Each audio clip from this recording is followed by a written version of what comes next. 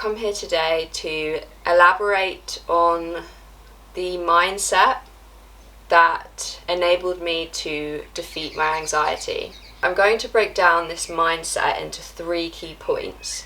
When I say the word mindset, I'm referring to, one single mentality, a plane of consciousness that is within the internal landscape of my mind. And this mentality, this mindset, even though it's one feeling, many lessons and many realizations over the duration of quite a few years has led me to this mindset. Just a brief overview of my personal anxiety story. My anxiety was health-related anxiety. For me, that looked like worrying about my heart, worrying about my general cardiovascular system. It's called cardiophobia. This all stemmed from the fear of death. It was the fear of not existing, the fear of simply not being here. I read that the number one fear of humankind is the fear of death. Our level of awareness and consciousness, being self-aware, aware of the awareness, means that we are also aware of the time after death when we will not be here. So point number 1 was to accept impermanence. This body from which we experience life and reality is transient and impermanent. This I is borrowed. It's borrowed from the greater source, the universe, God, whomever you want to label it as. This version and this expression of the source and the universe as it will pass. I will pass. Ourselves, our conscious minds do not power these bodies, because it's this array of automatic bodily functions and systems and processes. It's within this deeper set place that is kind of unknown to us, but we've labelled the subconscious mind.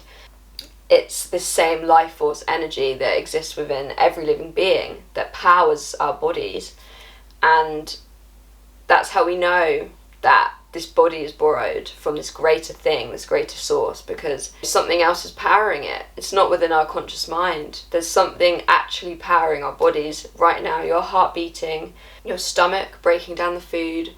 Something is motivating the enzymes to do that within your stomach. And we still don't know to this day. Science hasn't explained what motivates our body to function, what motivates your dog's body to function, or the tree to blossom in spring. We don't know what that, I refer to it as life force energy is. I say life force energy because it is a force that motivates all life. You realise that this body and this self, it's an aspect of nature, and after a lifetime of the earth feeding us with the food that it generates, one day when the time comes, ourselves will return the favour and feed the earth when the lifetime of it feeding us is over.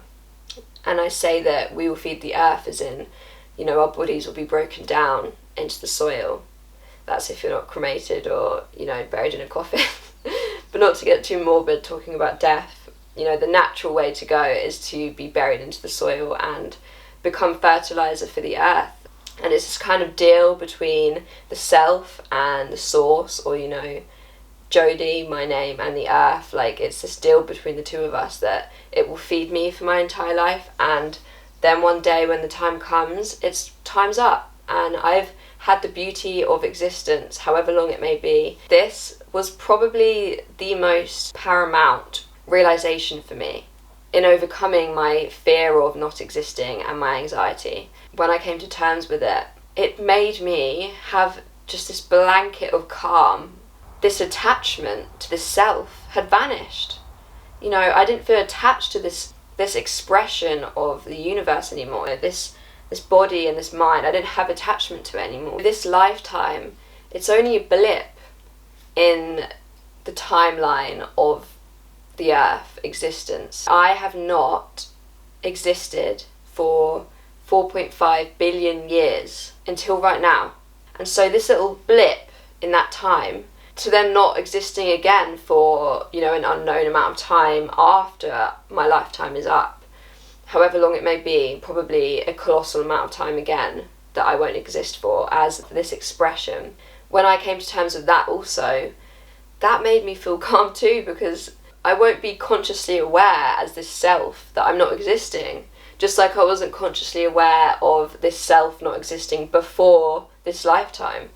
You know, existing at all is a blessing, and the impermanence of it is the deal that we unknowingly made with the source or the universe or God, whoever you call it, so that it can experience itself through the mediums of many selves, myself being one expression of itself. So yeah, that's point number 1. So the second point was to release control. Us, Homo sapiens, human beings, have this innate desire to intricately control all aspects of our lives. This idea of control is something we can really fixate on. The most common reasoning is our obsession with the future, constructing this ideal version of the future. And so control in the present means that we can influence how our future is going to pan out, how it will look. With my experience with anxiety, a lot of it can stem from this fear of kind of a lack of control. So for me, the heart-related worry stemmed from this realization that much of my life is outside of my control. Me as a self, a living being, doesn't have control over much of my own life or even my own body.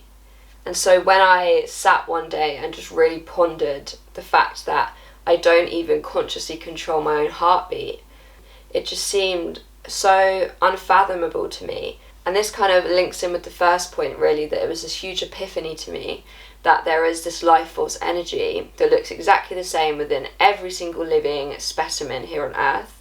And this is what motivates and powers the body. I think it was so huge for me at the time, realizing that there's something running the show behind the scenes. Each of us, you know, are the main characters, is that's kind of like a common thing that people say now, like main character energy. And we are. Each self is the center point of its story. It's the main character, and we're all running our own shows, our own individual lives. But outside of that, behind the scenes, there's this greater show, you know, who's constructing the show. If you look at nature and how effortlessly harmonious it is and impeccably balanced, it just doesn't try, you know, and it's the one in control of the entire show. So much of the decision-making process should be passed into the hands, or not so much hands, but the space that is the source and the universe, because it did such a great job of constructing, imagining, creating, however this life came to be. If it did do such a great job of allowing existence to take place in time and space, then I'm sure it will also do a great job in directing you in the correct path, you know, that will lead to fulfillment and joy and love. And sometimes it is just about letting go and stop trying to plan out each step of your life. It's also known as trusting the process, trusting the universe, knowing that things will fall into place effortlessly. Much of my anxiety was linked to this control. And when you take that pressure off of your shoulders to have to know exactly where you're going in the next step, to know how your future is going to look, it allows you to live much more of your time in the present, because you're not thinking so far into the future. You're just thinking about right now and having fun and providing entertainment for yourself in however that looks. Because that is really the purpose of each of our existences, is to purely exist. And with that, existence should be joyful. Yes, it can be scary. Nothing can be only positive. There needs to be negatives. Otherwise, the positive wouldn't exist, because it has nothing to compare itself against. And there'll be times of balance where you're feeling, you know, an equilibrium in your mindset and your emotions. But there will be times of high and low between them, and they will alternate and fluctuate. And that is just how life is to be lived. You know, when you're looking at that from a bird's eye perspective, you don't have to identify with the emotions, the ups and the downs, the in-betweens.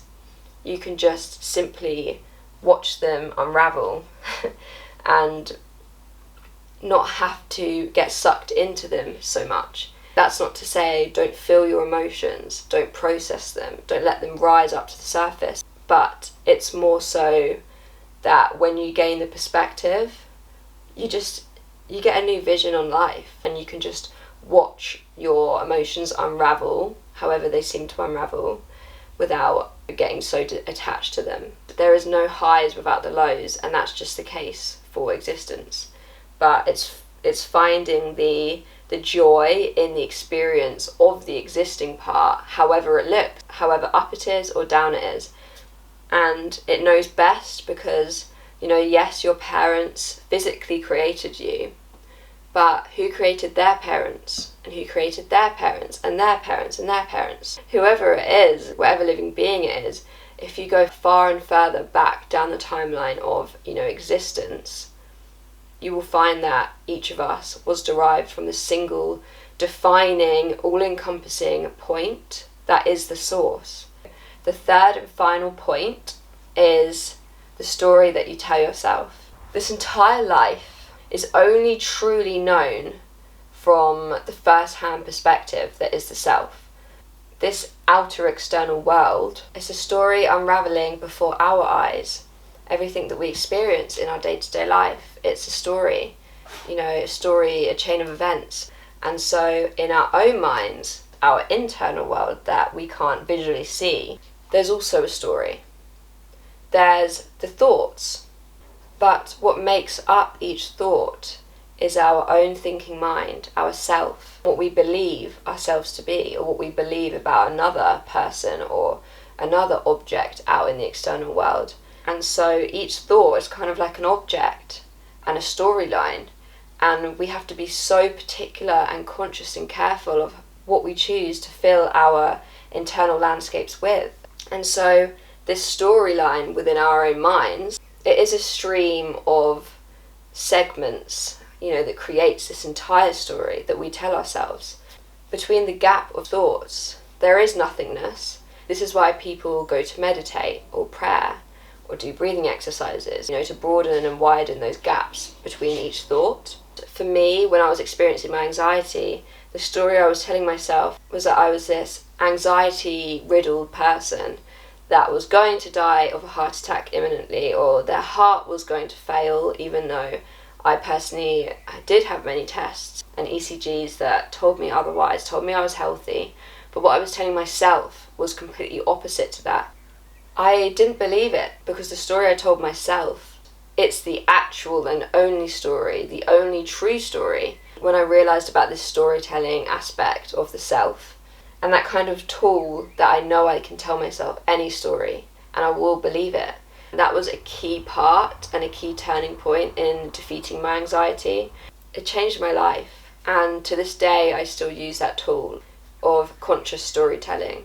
So yeah, that wraps up the video. I hope that you were able to resonate with at least, a snippet of information that I said that you can take into your own life, that hopefully can, help you overcome your anxiety if you're battling anxiety yourself, or at least bring you into, a new perception or a new outlook and perspective